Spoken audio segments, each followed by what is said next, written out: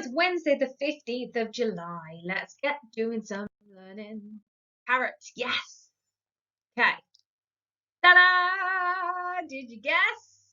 Did you guess? Yeah. Good old Polly. So, have a read your questions, read your extract sentence stems and answers using them, guys. Pause me now.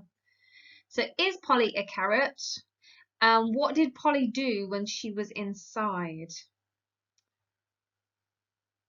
So, Polly was orange. She knocked on the door to Carrot Club and, to everyone's amazement, was welcomed inside.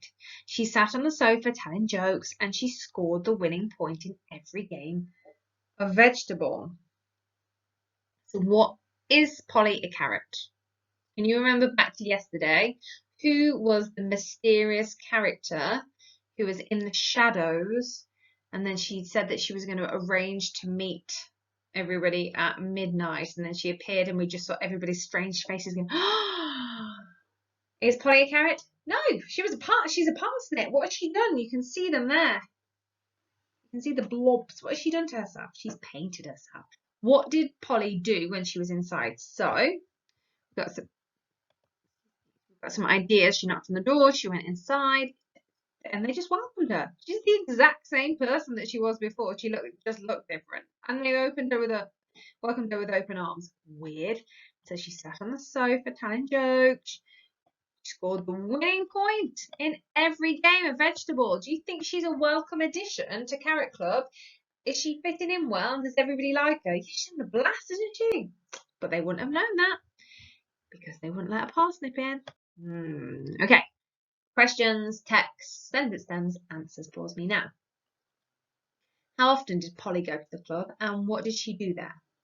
Polly returned night after night, impressing everyone with her skills on the space hopper and her amazing karaoke talents. It wasn't long before she was the most popular carrot at the club. Other carrots told her how funny she was. They loved her fantastic hairstyle and thought she was a great shade of orange. So how often did Polly go to the club? Polly returned night after night. So she went every night. And what does she do there? She impressed everyone with her skills on the space hopper. So she used the space hopper.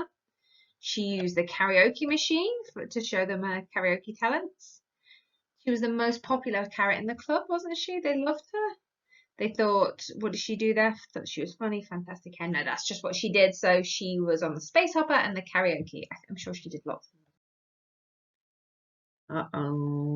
Sentences. Read your extract, sentence stems, and your answers. Pause me now. What is the problem with Polly jumping into the pool? One night, as Polly was arriving, she could hear laughter coming from behind the box. Pool party! Shouted Clive as she jumped in with a splash. Come on, Polly! He called. Without thinking, Polly dived in. But before long, the water started to turn orange. The carrot gasped with shock and looked at Polly, who was now a very obvious shade of... What's the problem with Polly jumping into the pool? When Polly jumped into the pool, her orange paint ran off her. Did she do it on purpose? This is an extra question to you. Did Polly do it on purpose?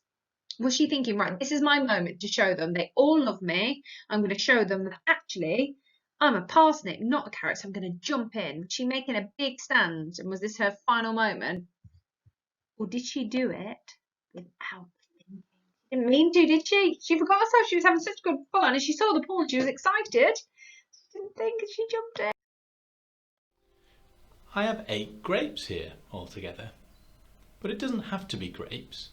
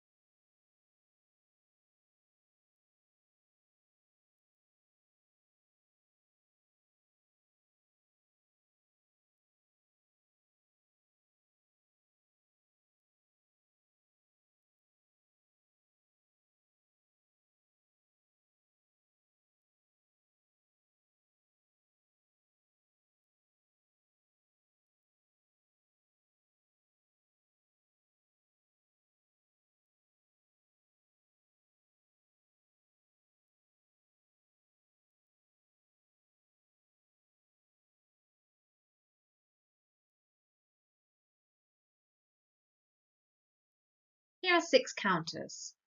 Share the counters into 2 equal groups. I would, as we used to do in school, cross them out as you do it. So in your books, you can draw your 2 group spaces, draw 2 rectangles, or draw yourself a little table like they've done there, group 1 and group 2, and then draw your counters. And as you draw each counter into a group, cross them off the top. So draw your 6 counters at the top and then pop them into where they need to go and then cross them off. And then B, complete the sentences. There are 6 counters. The counters are shared equally between how many groups? There are this many counters in each group. Half of 6 is equal to, pause me now. So you can see your counters have been shared out. Do yours look like that? And then there are 2 groups. There are 3 counters in each group. So half of 6 is equal to 3. Check your answers. So use counters or pasta or cereals or whatever you have got that is within your vicinity. Okay, so it does not need to be counters. If you haven't got anything, draw them. So draw 10 counters, draw your 2 groups like the Mo and the Eva ones at the bottom.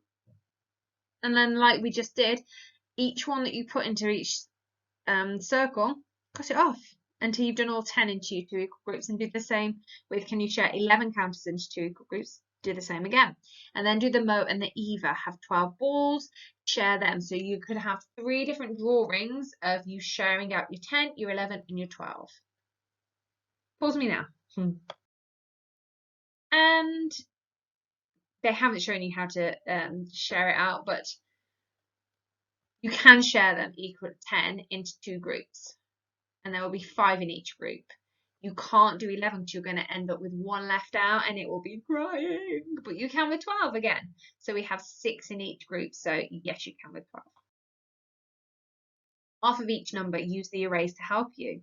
So in your books, I want you to write the calculation. Half of 10 equals, and then write me your answer. So half of 16, half of 20. So, and then once you've done that, number 5, Ron has run 20 miles. Rosie has run half of that distance. So you can draw the little track.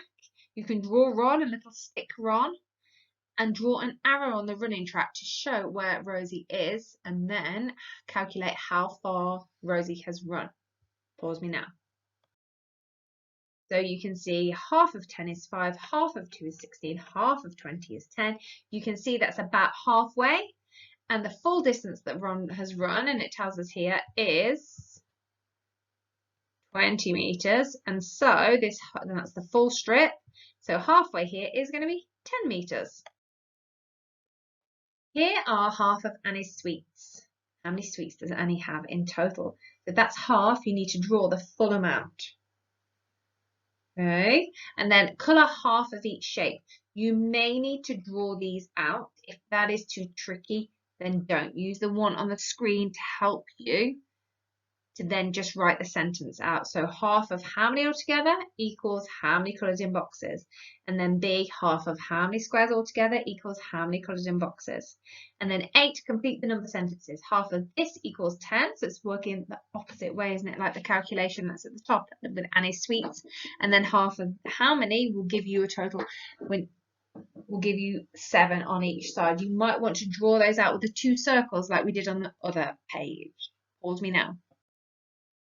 So we've added in double the amount of sweets. So each one of Annie's sweets, we've added an extra, haven't we? Because that will be half. There's 12 altogether. And if you take away 6, it leaves you with 6, which is half.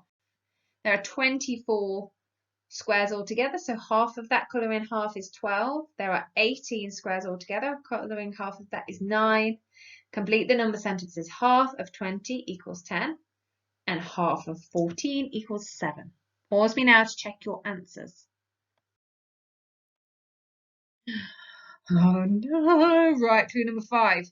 Can you choose the correct subordinating conjunctions if, that, or because? It's similar to the one that we did yesterday with the buts.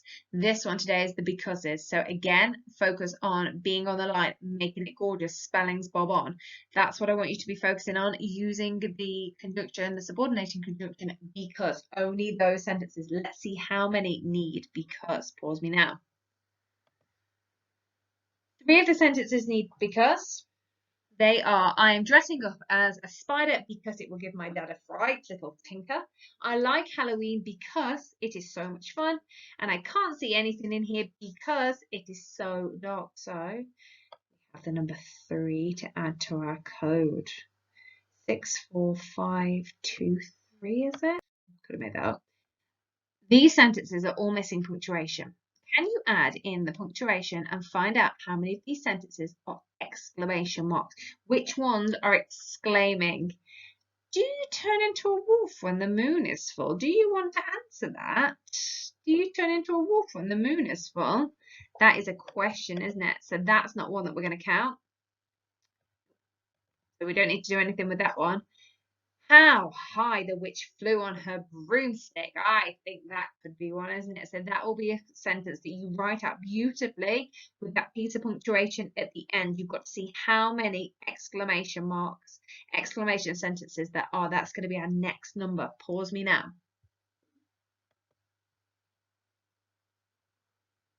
Okay, it's done it for us.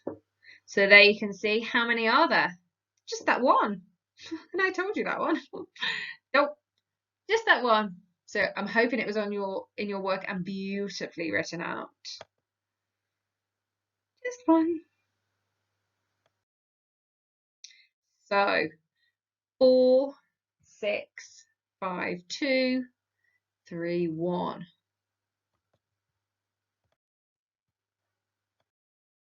So in a moment, I'm hoping the clip worked yesterday, but I've done it a bit differently today. So I'll know for a fact that it definitely will work and won't be problematic.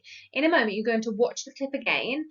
And this time, instead of thinking about the characteristics that they need to have to be good adventurers and explorers, I want you to think about the kit list that they need. So have a look at the video and you're going to make a list. So you're going to put the title kit list and then you're going to do some bullet point lists underneath and you're going to write down everything that you see that Mr. Fredrickson and Russell are going to need to take on their adventure. You can make some up if you think that it would be more exciting. Okay, so in a moment, I've done a list. I will share that with you after the video. But I'd like you to have a little go at sitting with a piece of paper and writing down anything that you see. Now, they use some weird things. I think there's some shower curtains for sales and that kind of thing. Everything. If you see, yeah, they need that, they use it. Write it down in your list. There are no wrong answers here.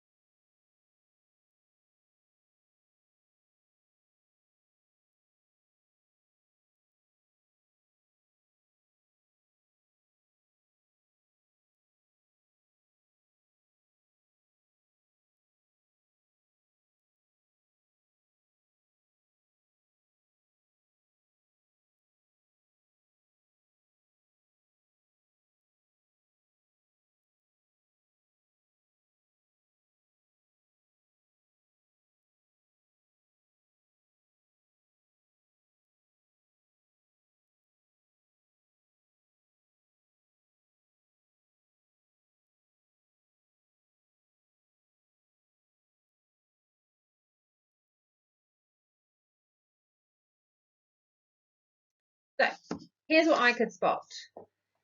Millions of multicoloured balloons, shower curtain sails.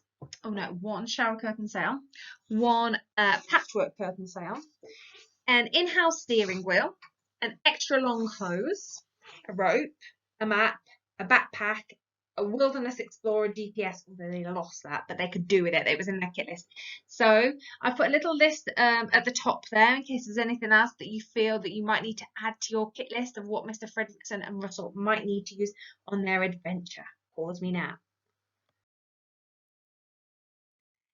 Now, I would like you to think about what you would take on your adventure. Okay, what are you going to add? Now, it could be the same as Mr. Fredrickson and Russell's, and you might want to just add a few little extras in there. It might be completely different. It's up to you. So you can either add to the Mr. Fredrickson and Russell one, or you can make your own kit list of what you would want to take if you were going on an adventure to Paradise Springs. Pause me now.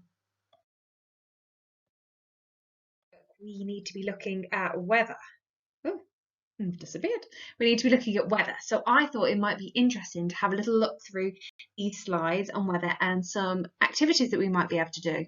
So I'd like you to have a think about what the word weather means, what different types of weather there are, what is the weather like today, and how do you know? What are your clues, like in guided reading, looking for the clues? What are the clues to the weather? What kind of weather is it? How will you find out about what the weather will be like tomorrow? So pause me now to have a think or a discussion about those questions.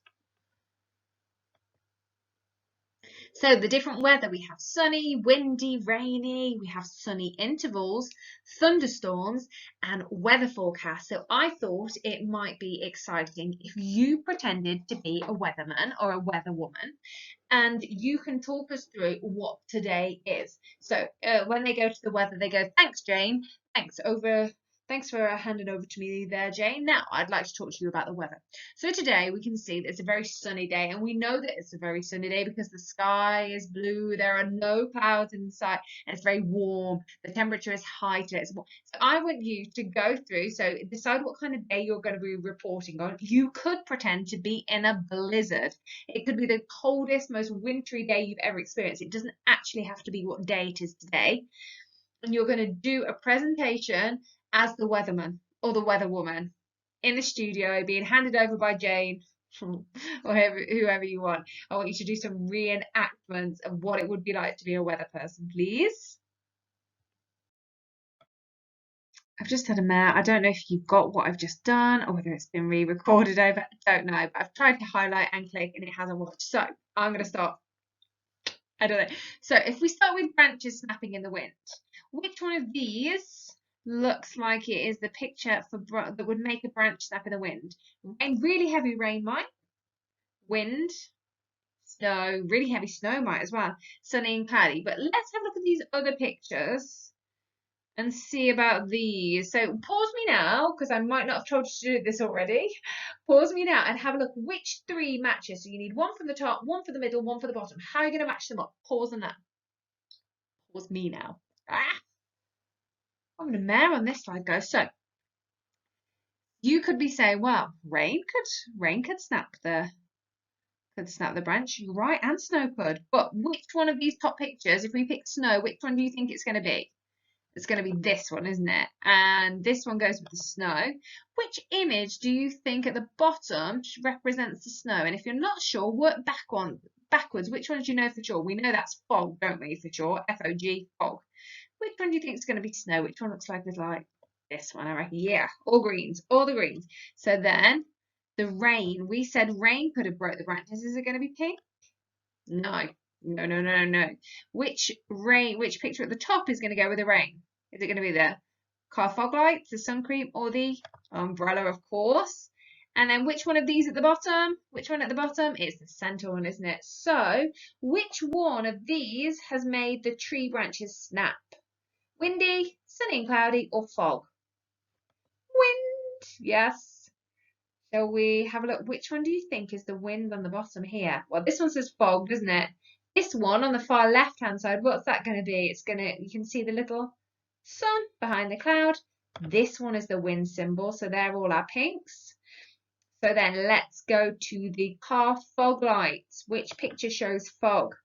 Yeah, it's a misty, magical cloud, isn't it? A fog-like cloud. And then this one says fog, that's easy. And then the last three, let's check we've done it right. Our sun cream, when it's a sunny and cloudy day, and there you can see the sun behind the cloud. Good job, guys. Now, how might we measure the weather? That's a question for us, isn't it? How might we measure the weather? That's a tongue twister. So in the pack, on the Monday pack, I have put together some little ideas for creating your own weather measuring devices. Now, if you're in school, I'm not sure what you can and cannot access. I'm hoping a little cup and maybe some twigs. I was thinking maybe you might be able to use twigs from the wild area, from the forest area, to put all that together. I was hoping maybe you might be able to make a wind measure at least. Maybe if you're at home, you might be able to make a water measure. I know Mrs. Mullen has set that as one of your challenges. We did see a couple.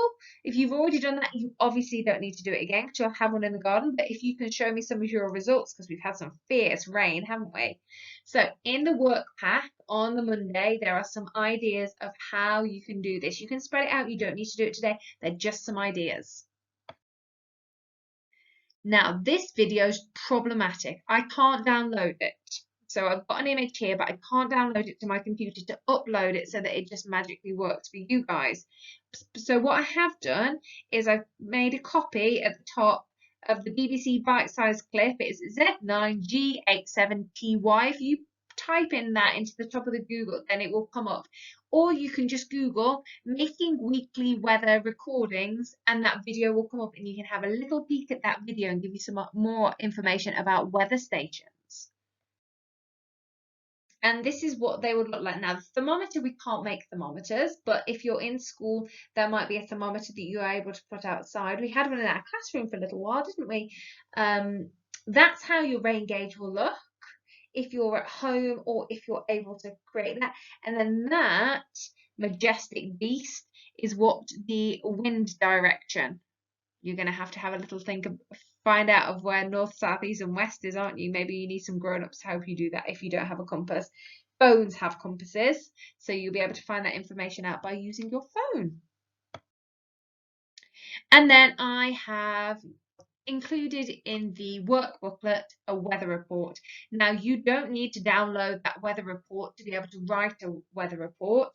You can have a look on the screen right now. Actually, I'm going to put a bigger one on. I'll add an extra screen in after this one to do a bigger one so that you can get an idea of what it is that we need to look at. I'll do that now. Here I've blown up the sheet a little bit, so if you are at home or if you're in school, and it's tricky getting everything printed out, isn't it? So you can create your own weather report replicating this. So you can put a date and a season at the top, and then you can put what the weather is like today. You can draw an image. Today it has been, it is spelt.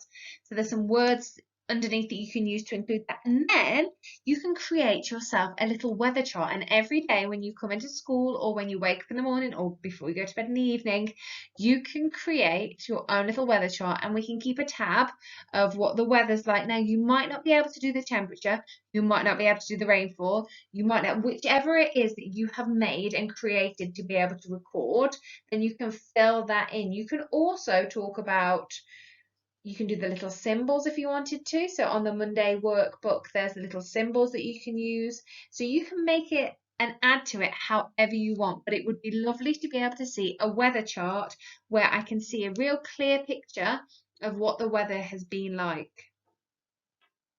So the little weather report that we did at the beginning of this, I wonder how much more information we've got and that we feel like we've learned about being a weather reporter. I wonder if we can do a week's weather report. So have a look at your little table of results that you've been keeping, and you can do a reflective. This week, the weather has been, and you can take us through each day and talk to us about the different things that you know and that you've recorded about each day's weather. I would love to see some videos. I'd love to see your charts. However you do it, I would love to see your weather reports for a week. And then the next few slides are the slides that we had before on the CC stuff. I know you've started to work your way through some of these, but I know there's still some activities that some of you haven't worked your way through yet. So I thought, you know what, I'm just going to keep all this together, and then it's a pick and choose what it is that you'd like to do, isn't it? So here is the time capsule where you can create a news report about your experience of lockdown. You could do a diary entry. You could also do a diary entry if you're in school now. If I know things are changing all the time, so you might have a different diary that you could write in now. These are some little things that we talked about. Now more and more of you are coming back into school, so this might not be as appropriate, but still some of you are at home, so you might like to do this. This is the pen pal option, which I thought was a fabulous idea. You could really make somebody's heart sing, couldn't you, with this one? Then we've got the little book of lockdown. So we're doing the digital book in school, aren't we? So how are you guys getting on with that one? Have we got any information that you want to forward on to me? Because I'd love to see that. And then this is our connected curriculum menu challenge board, and I know that some of you guys in school have been starting to work on this, and it has been fabulous. Mrs. Statham and Miss Budden have been talking about all the beautiful things that you're doing, and I'm very impressed, very, very impressed. So I thought I'd pop this on here as well in case there's anything in there you want to keep on beavering away with. Good job, guys.